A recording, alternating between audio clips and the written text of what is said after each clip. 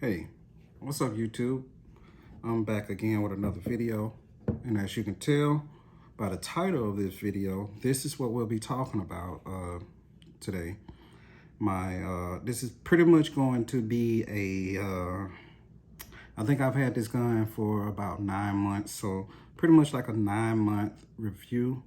And I want to show you my holster that I've been using to carry it with. This is my EDC, so this is a full-size FN 509 tactical with the Parker mountain machine, dual port ultra comp, along with the enhanced mag well. And like I said, this is my appendix carry holster that I use for it. Now, first thing I want to go over is actually this holster. Because I choose to carry the Streamlight TLR 8A, G is for green. It's really not that many holster companies that makes holsters for that particular weapons-like model with this gun. So pretty much it seemed like the standard was the Streamlight TLR 7 or 7A, which I like the 8A better, and that's just what I like. I actually prefer Tier 1 concealed holsters.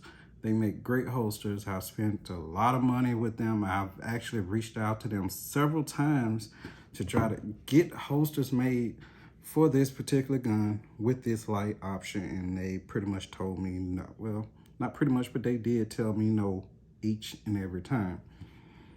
But let me get back to this holster. So I had this holster made by a guy out of the Jackson, Madison, Mississippi area, which is only about like an hour and a half from me. And he did a pretty good job. It's actually fairly comfortable. I did have to do some cutting on it, some trimming. When he made it with a high sweat guard, and I cut that down. In this area, I had to trim a lot out so that when I went to draw the weapon out of the holster, I could get these 3 fingers in there to pull it out. Now, because of YouTube's so-called arbitrary rule change, there's a lot of stuff that I just won't do on camera, just so that YouTube won't try to remove the video. I can't stick a magazine inside the weapon, but I am going to show that the weapon is clear here in a moment. But yeah, so I did have to do a few changes. The only other thing that I wish was different was the mag carrier was kind of like a folded piece instead of this, and I can have the retention on this side. That way I can cut out just that right there alone, making it a little bit more narrow for my pelvic region when I appendix carry. And I'm gonna get up with him to see if he could make me something like that.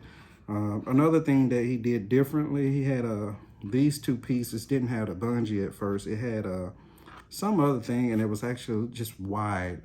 And so I took that off and then did the bungee cord, and that made it a lot more comfortable for me. But let me set this down and get to the gun. So, like I said, I bought this gun roughly about 9-10 months ago. And as you can see, the gun is clear. This gun is clear. There's nothing in the gun.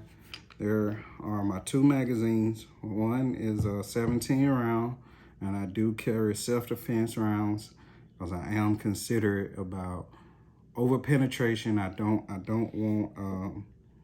want anybody else to get hit if I'm firing at a bad guy. So 17 round, and it came with a 24 round. Now with the 24 round, when I bought this gun, there was a rebate program a promotional going on by FN. You buy a brand new FN 509 Tactical, and they gave you 3 more 24 round magazines for free.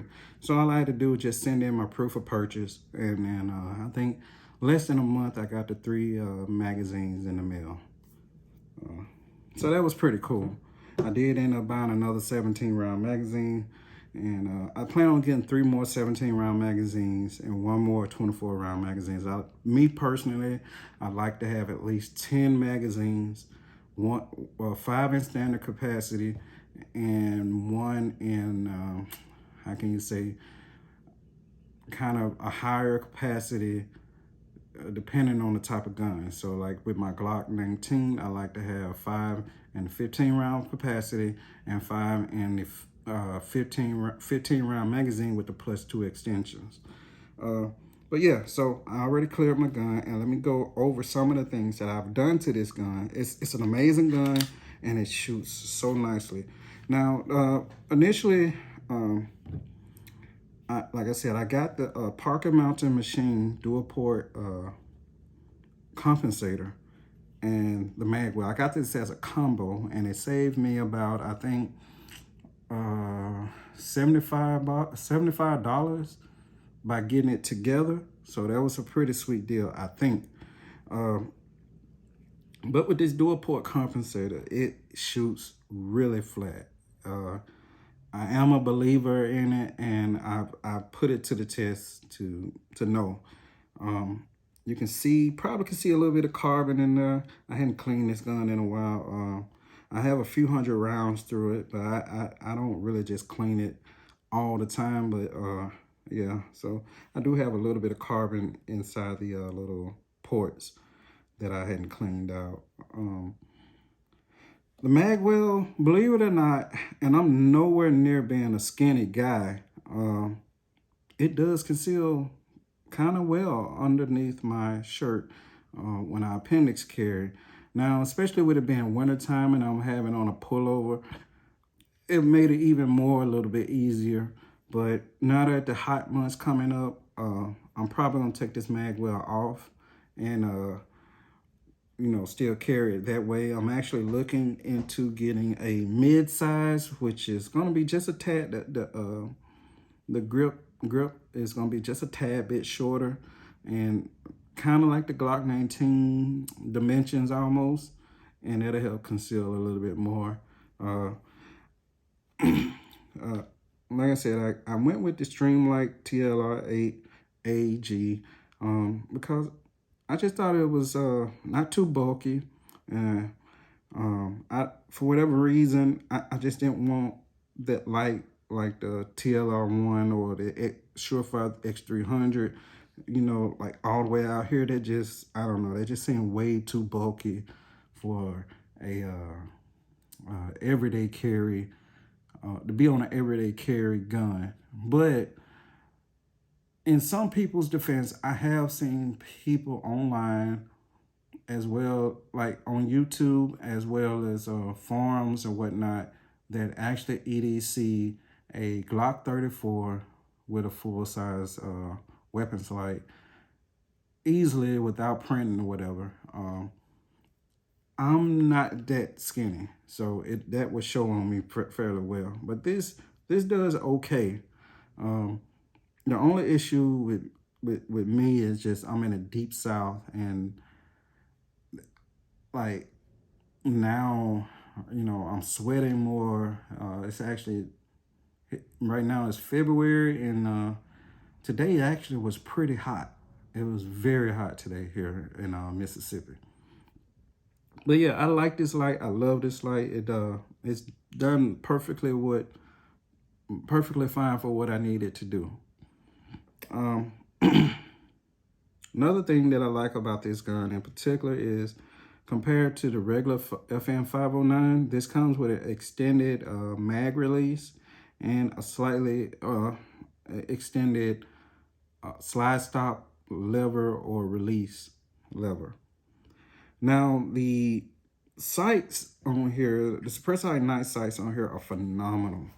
They are absolutely phenomenal, and they are like literally the best, if you ask me.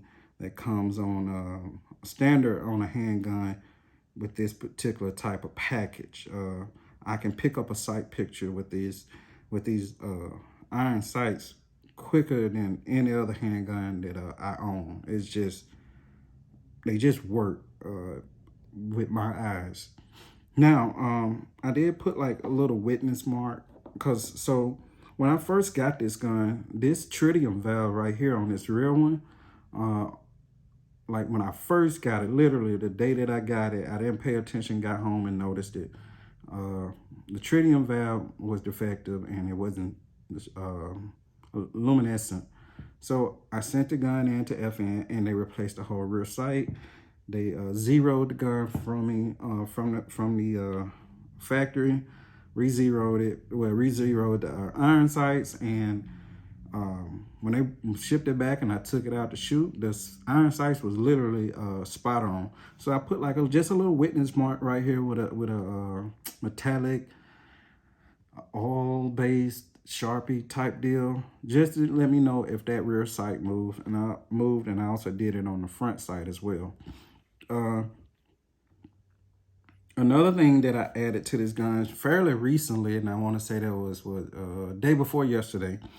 I just got back in from overseas again, and this was waiting on me in the mail. It was sitting on my couch when I walked in my living room, and it was the straight, the flat face trigger, and this is an OEM factory made part from FN. It's not the Apex aftermarket trigger. It's not an aftermarket trigger. This is the same one, I think, that comes in the ones that the LAPD use, as well as the FN 509 LS Edge. And the difference in the feel is amazing. The grittedness, at least on my gun, has completely gone away compared to that old curved trigger assembly. All right, so let's get around to this side. As you can see, I have the Holosun 507C with the primary arms, ACSS, which I think stands for Advanced Combat Sighting System, Vulcan Green Reticle. And I put witness marks on the screws here. I did not put any Loctite. FN said you didn't have to put any, and I haven't put any. And those screws have pretty much been pretty much the same spot since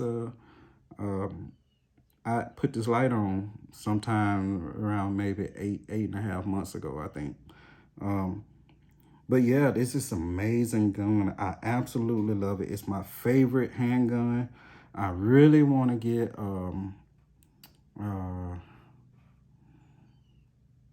the 509 Tactical mid-size. I know it's just going to be just slightly shorter in the grip, but I think that will fit my needs better with the warmer weather. And I want to go with the same weapons light. And yeah, like I said, this is my favorite handgun. I like my Glocks. I like my 1911. I like, what other handgun do I have? I don't necessarily consider Mac 11 a handgun, but yeah, I had that gun for years, and actually I've never even fired it. Yeah, this is my favorite out of my collection of handguns. It's a fun shooter. I highly recommend it to everybody because you do have different size variations. It's just an amazing handgun. The only thing that I really, really do not like about it is the fact that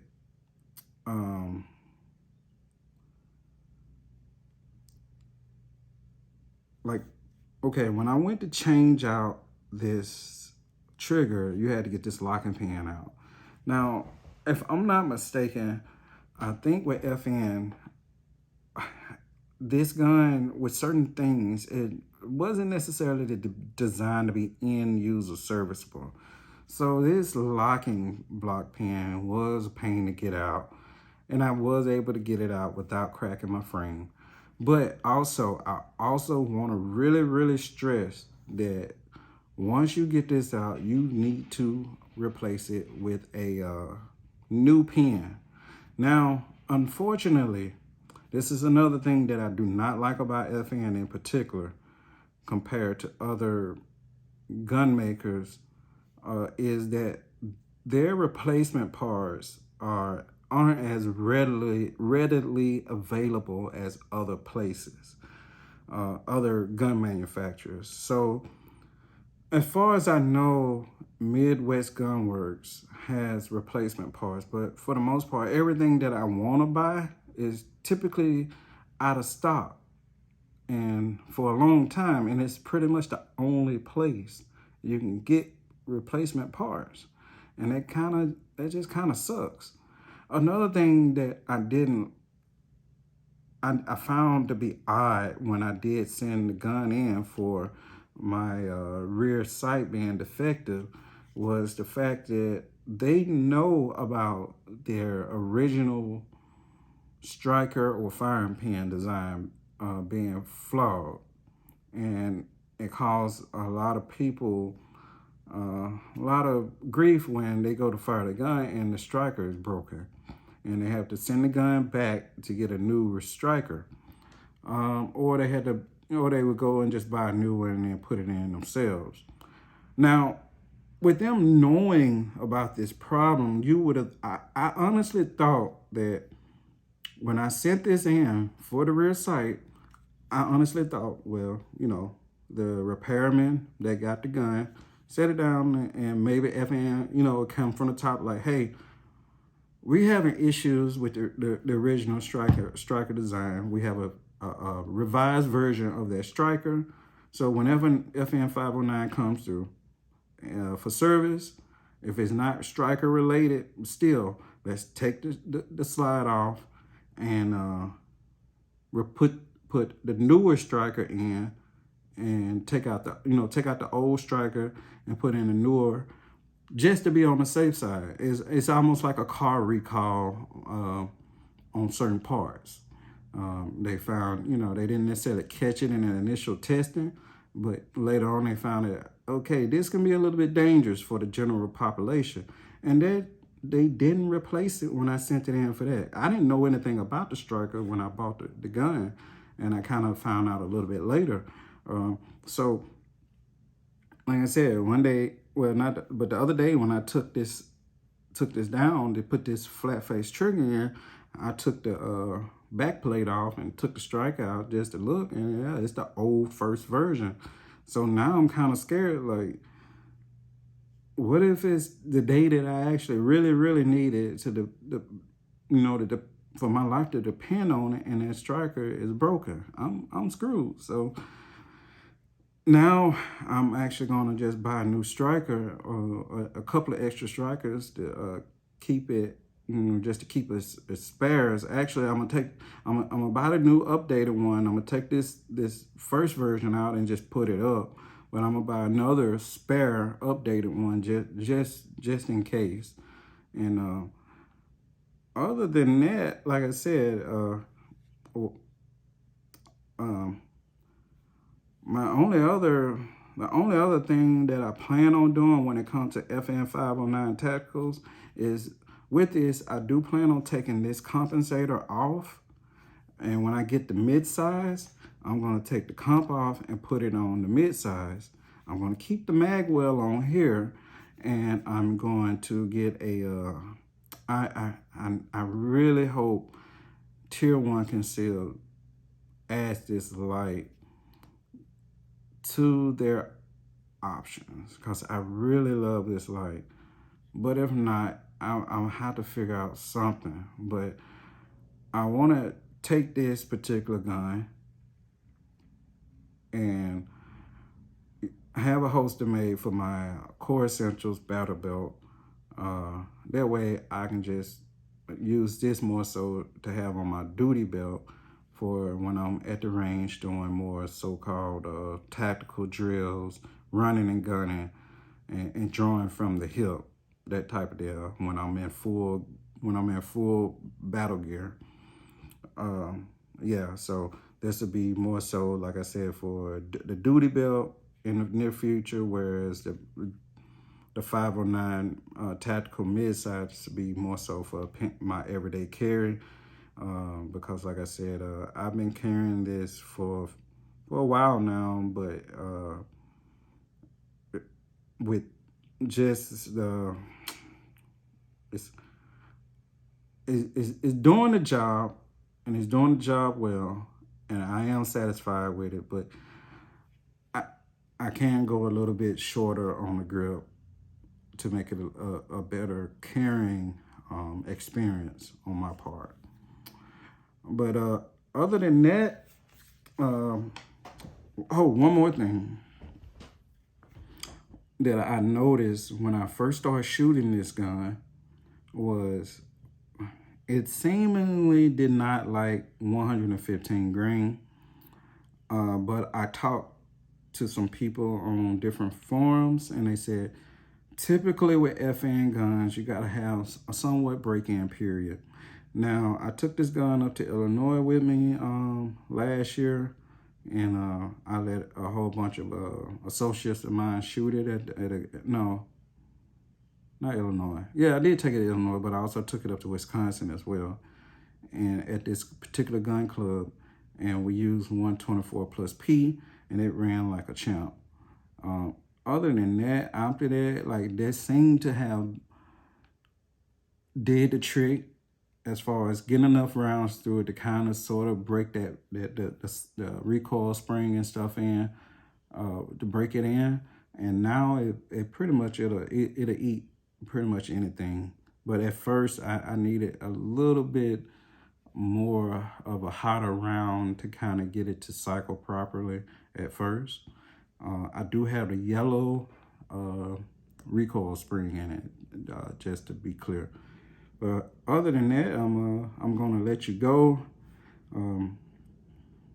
I hope that this video was informative and y'all got a lot out of it, and I hope that because of this video, it will make you wanna buy one of these too. Like I said, it is my favorite handgun. I think once you go FN, even with some of the problems that I mentioned, it's kind of hard to go to anything else. It is a great handgun. It's a great design. Now, as far as it being probably the best fit for the military, considering their particular needs, much like the FN Scar, at the time when they did the military trials for it, even with this handgun, I don't think that it would have been a great fit. And maybe this is the feedback that FN needs for their next versions of handguns, because yes, it's a great gun, but it's not like, say, the simplicity of, say, the Glock or even the SIG M17 or M18. In some ways make it superior, but you know, it's just not overly complicated to fix. Whereas this, you kind of got to be really careful when taking it apart, and it's not as easily to take apart as a Glock in particular. But other than that, I'm gonna let y'all get back to your day. I hope you watched from beginning to end. I hope I didn't bore you too much. Be sure to hit that like button, subscribe if you think if this video and my content is worthy of it, and I'll see you again here in a few days on another unboxing and first impressions of a new AK pistol that I'm adding to my collection. All right, y'all take care, be safe, carry your weapon.